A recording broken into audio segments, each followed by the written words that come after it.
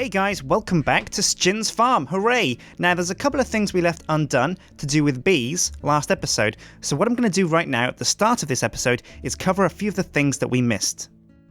Okay, so let's take a look at our beehives then, because there are a few things wrong with these hives, and you'll see what I mean when you press right click on these.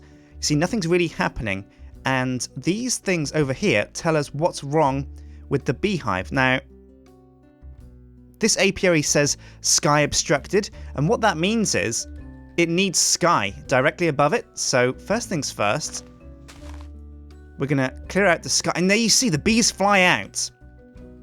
And again, this hive also says the same thing, sky obstructed. Now, that's the general pattern for most of these hives, and clearing out the sky above them should clear things up.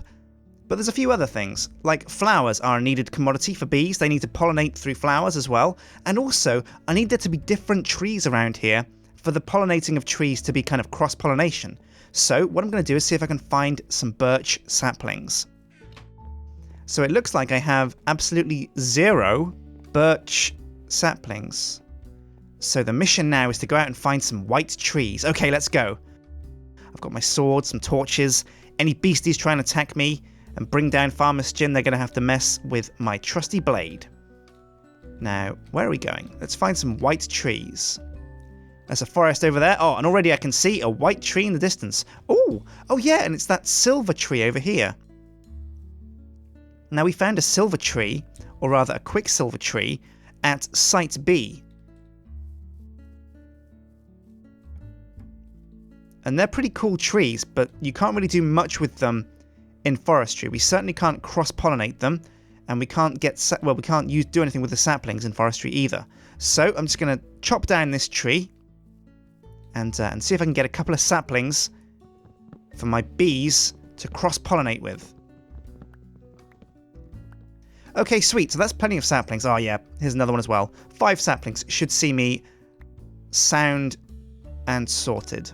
Oh, also, I'll need flowers as well, remember, because the bees need flowers to pollinate. So I'll just bash down this purple flower here. Lovely.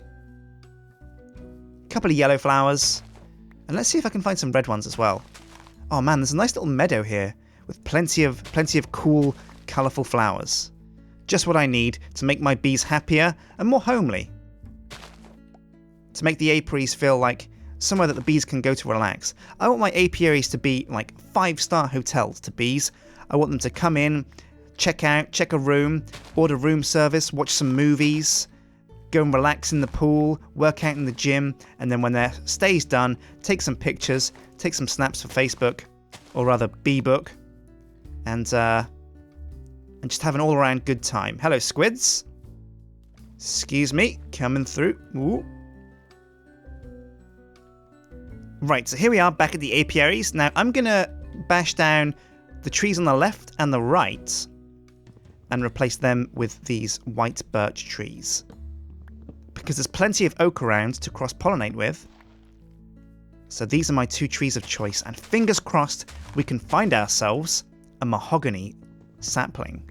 That'll be the true prized gem, I think, right there. There we go. Just wait for the leaves to go. Maybe give them a bit of a helping hand. Bash them away. There we go. Oh, got a shard of minium there. Or was that an apple? I don't know. They're very similar, aren't they? Oh, there's a sapling up there, I think. Right, so I'll plonk a birch sapling, was it? There we go. Right there. And just have to bash the leaves away here as well. Right. Bone meal down. Oh, up goes the tree. Fantastic. And again, bone meal down. Oh, up goes another tree. There we go. 2 birch trees, 1 oak.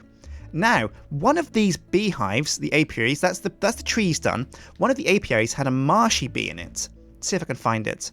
That's marbled queen. Right, now a marbled queen... Alright, it's not daytime, so they won't kind of come out. In fact, it's not daytime, so I'm going to go and sleep before creepers come and blow up my bees. That'd be a pretty nightmarish situation. And we're back on the farm. Oh yeah, so it's time to check on our bees and make sure that all of our bees have exactly what they need to start breeding. Because different breeds of bees have different requirements. Meadows bees are quite simple to kind of please. All they want is trees, flowers, and sunlight. and open air above them. But what you can do is breed bees specifically to work out these traits. You can have bees that breed at night, bees that breed without sunlight, and bees that breed without flowers nearby. Okay, so that's the marbled queen. And the marbled queen, sky obstructed. Okay, let's get some of the sky away from these hives again, because these trees that we've just planted have obstructed those hives again. So there we go. That should be all the hives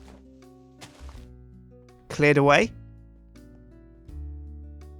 Oh yeah, now, the marbled queen, she's going out and they're breeding. Choose your biome. What's this? Bees only work in biomes that suit their species. Use your beealyzer and habitat locator to find out in which. Oh, we should build one of those then for sure, because that will help us find out what traits these bees have, and after we breed them, what they give to their offspring. So let's see. No flowers for the marshy queen, but there are flowers around, so I don't get it. If we put down, let's see, some yellow flowers, some purple flowers, and some red flowers, surely the bees will be fine? Well, you would think that, right? Down goes a yellow, another yellow, another yellow, another yellow, and then a perp, another perp, and another perp. Let's get behind here because it's going to be much easier to put down these flowers. And then down go some reds, and another perp for good measure. And there we go. Nice little pattern of flowers here. Right, so surely the marshy bee has enough flowers now? No, it doesn't. And do you know why? Marshy bees need mushrooms. That's right, mushrooms, because on a marsh you get lots of fungi, and I'm a fun guy, so I'm going to give these bees what they need to party, which is a mushroom. But all the other hives are, as you can see, ticking along smoothly, and the green bar is slowly going down.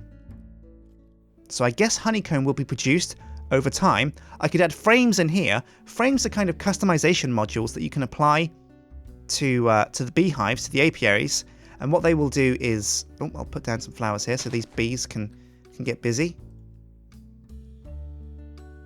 No flowers. Yeah, so you put down frames, and oh, they don't like that. I'll have to find maybe some different flowers for those meadows bees. Right, so we're off to the marshy biome. Now, where did I see a marshy biome before? I think there's one the other side of this mountain over here. And while we're going there, I'll explain a few things about the different types of bees you can get, because you can get all kinds of bees from all kinds of different biomes. You can even find bees in the end, and those bees have super strict requirements for what they need to breed. In fact, so strict that bees from the end initially can't breed outside of the end. They have to be in the end, and you know how difficult that would be. So breeding end bees is something that's very tricky indeed. Oh, I see some shrooms. Dead ahead. Let's go and grab them up. Okay, so we're back at the apiaries, back at our bee base. Now, I need to put down a mushroom behind this, the marshy queen. Now, can I put a mushroom here? No, I can't. I don't think it's dark enough. So what am I going to do? Well, I'm going to dig. And I'm going to put a mushroom down underneath the hive. There we go. You see that? There is a mushroom down there. And have the bees started breeding yet? Let's take a look. Nope, still needs a flower. Okay, how are we going to do this then? Another mushroom there. Will that work? No, it's still not working. That's curious. Well, what we'll do is we'll cover this up. And leave the bee to... Oh! It's detected it. It's detected it. Finally, the marshy queen can fly out and be free. Now let's take a quick peek around. See if we can see any custom leaves on these trees that have started to cross-pollinate. I don't see any at the moment. Have these bees started to... Oh yeah, these bees have started to go wild as well, because they like the flowers that they're seeing. So okay, we've got a bunch of successful apiaries. And what's inside here? More bees, marbled princess, marbled drones, some honeycomb. And I'll show you what we're doing with honeycomb in a little bit. But yeah, these bees are ticking away nicely. Okay guys, we're back in the house, and now it's time to look at frames and the beealyzer. Now let's open up the items menu and type in beealyzer. And here we go, we've got the beealyzer up here. Now how hard is this to make? We need 1 diamond. Ooh, 2 redstone, 2 tin, and 2 glass panes in a carpenter with water in the tank to make our beealyzer. Now, have I got any diamonds? I seem to remember bringing up a stack of diamonds from Sipsco, but maybe they've gone. Yeah, I don't see any diamonds. Yeah, oh, no diamonds! Oh, this is looking dark, guys. Well, there's only one thing to do, and that's dive back inside the mine to see if I can find any diamonds. Here we go. So I grabbed my tools, emptied my inventory, and dug my way into the depths of the world once more. This time my goal was to locate a precious diamond to finish my beealyzer. While I'm on the hunt though, let me tell you a few things about bee breeding. So when a queen has run its course inside an apiary, the queen dies and produces princesses and drones. Now you'll always get more drones and princesses, so don't worry about running out of bees anytime soon. Each bee has DNA that carries its traits, such as species and its other attributes, what it needs to produce honey, etc. For example, ender bees need to be near dragon eggs, marshy bees need to be near mushrooms, meadows need flowers, and things like that basically. These traits can be combined to get desired breeds. An example would be a slow industrious bee, crossbred with a faster cultivated bee. It's possible with those two to get a bee with both industrious and faster, so you have a faster industrious bee. But it's hit and miss. The whole process can be daunting because you will quite literally spend hours upon hours trying to breed the perfect bee. But with that said, good luck and get breeding.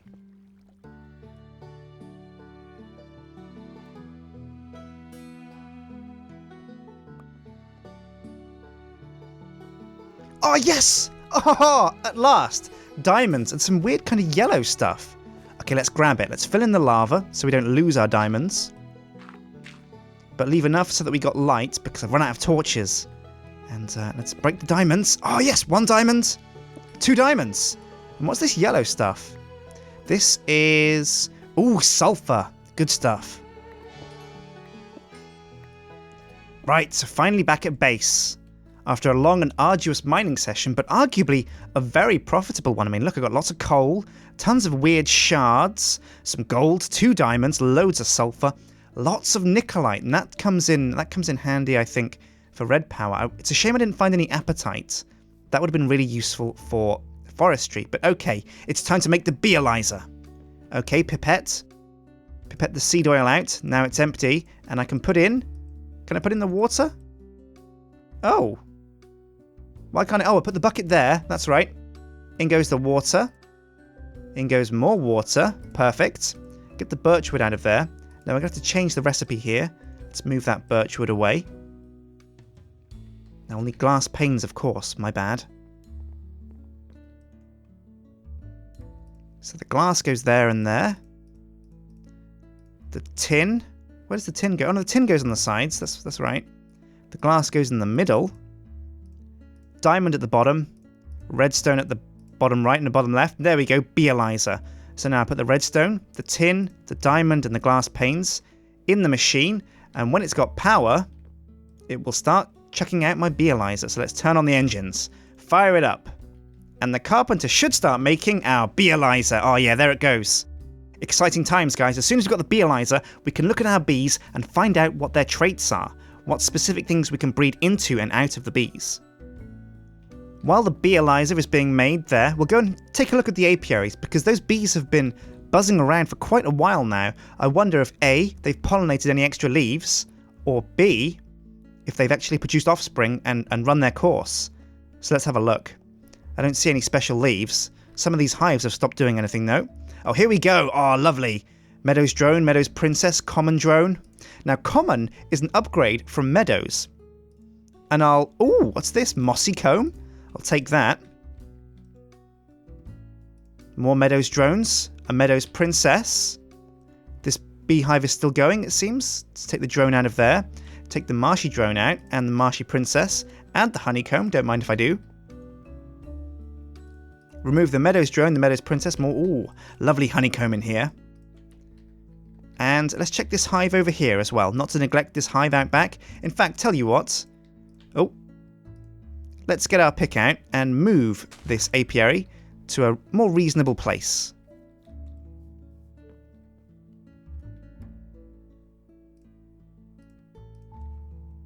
There we go, perfect position. So let's head back to the barn and pick up our beealyzer.